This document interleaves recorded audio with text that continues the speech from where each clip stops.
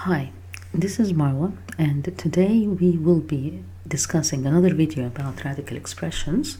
We have already discussed how to simplify, multiply, divide, add and subtract radical expressions in 4 previous videos. Today we will talk about how are we going to deal with binomial radical expressions. Now what do we mean by that? Like in this case we have here, I have a binomial which is 2 terms of radical expressions, and that is going to be multiplied by another 2 terms. Or if I have a binomial in the denominator, how am I going to rationalize it to get the simplest form on that? So let's look at our first group of questions, which are about multiplying binomial radical expressions. Now this is the example we were talking about. I have 4 plus 2 radical 2, and it's multiplied by 5 plus 4 radical 2. Actually, what you simply do is we're going to use distributive property, or FOIL, as we used to say before. I'm going to multiply first 4 by 5, then I'm going to multiply 4 by 4 radical 2. Then I'm going to multiply 2 radical 2 by 5, then 2 radical 2 by 4 radical 2. So let's see how many terms are we going to have, then how we're going to simplify them. 4 times 5 is 20. Then 4 times 4 radical 2 is actually 16 radical 2. I'm done with the first term. Then I'm going to check for the second term. 2 radical 2 times 5 is 10 radical 2. And 2 radical 2 times 4 radical 2. First you're going to multiply the numbers. 2 times 4, which is 8. I'm going to actually write them separated so you know what we're doing. 2 times 4, which is 8. And radical 2 times radical 2, which is 2. Then I am going to simplify. I have 20 plus 16 radical 2 plus 10 radical 2 is 26 radical 2. And 8 times 2 is actually 16. Now we're going to add the like terms. I have 16 and 20, both are numbers, so I'm going to add them. And I already added the radicals together. As we discussed in the previous video, we know how to add them. So 20 plus 16 is going to be 36 plus 26 radical 2, and these are unlike terms. There is nothing further you can do. Let's look at our next question. Now if I have a binomial radical expression like this, radical 3 plus radical 5 all to the power of 2. Well, this is simply radical 3 plus radical 5 multiplied by radical 3 plus radical 5. And we're going to use distributive property again. Radical 3 times radical 3 is 3.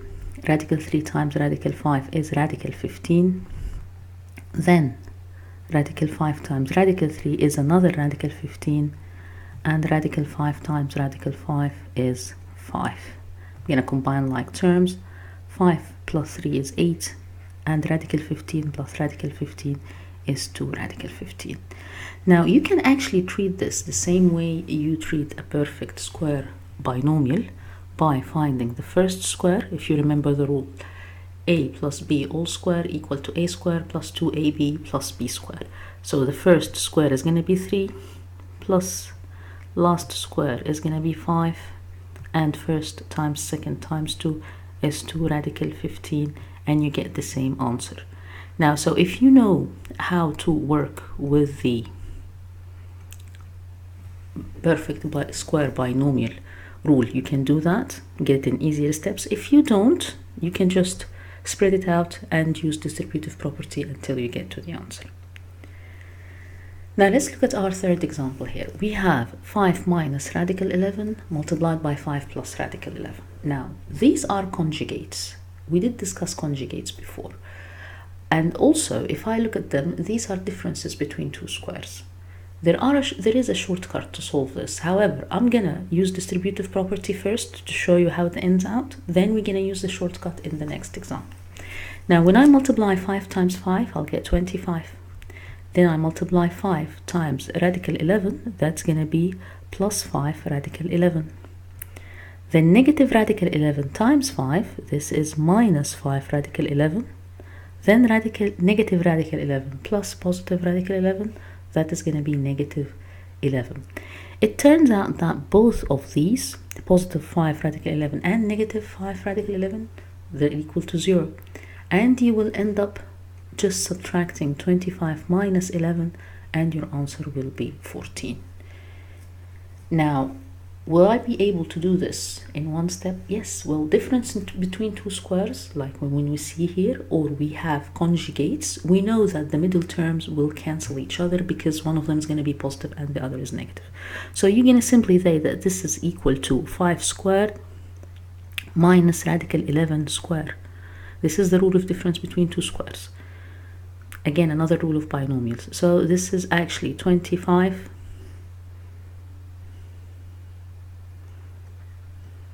minus 11, which is 14. So if you know the binomial rules, you know how to solve it doing this in a shortcut. If you don't know, still you can use distributive property and you'll get the same answer. Now I'm going to use the binomial rules again because it's easier this time. 2 radical 6 times 2 radical 6. Well, 2 times 2 is 4, and radical 6 times radical 6 is 6. And I'm going to ignore the middle terms because I know they will cancel out. Then I'm going to multiply 8 by negative 8, and I'll get negative 64. So 24 minus 64 is equal to negative 40, and this is the answer for this question. Now we have seen how we multiply binomial radical expressions using distributive property, and what happens when we have two conjugates, like in this case here. When you have two conjugates, you don't need to find the middle terms because they will cancel out. You can just find a squared minus b squared. This is going to be very useful for us when we need to rationalize, like in these examples here. How am I going to rationalize? I'm going to rationalize by using the conjugate. Because when we use the conjugate, as we seen in the last example, I'm going to change the denominator into a whole number, and this is the whole point. We agreed before that a denominator of a radical expression cannot include a radical. It has to be a whole number. Okay, so I am going to multiply the conjugate, and the conjugate in this case is 1 minus radical 3. If I multiply the denominator by 1 minus radical 3, I have to multiply the numerator as well by the same value. Now, let's try multiplying. When we multiply, we are going to here use the rule we have before. 1 times 1 is only 1. Ignore the middle terms. Radical 3 times negative radical 3 is negative 3. For the numerator, I'm going to use distributive property. So I'm going to multiply 4 by 1 and get 4. Then 4 by negative radical 3 and get negative 4 radical 3. Now this is 4 minus full radical 3 divided by negative 2. To simplify this, you can actually break it in the fraction. So I have here 4 over negative 2, and I have here negative 4 radical 3 over negative 2. Why did I break it like that? Because it makes it easier to simplify. 4 divided by negative 2 is negative 2. And negative 4 divided by negative 2 is positive 2, so this is plus 2 radical 3. And this here is the simplest form after rationalizing the denominator of the original expression. Now let's see another example.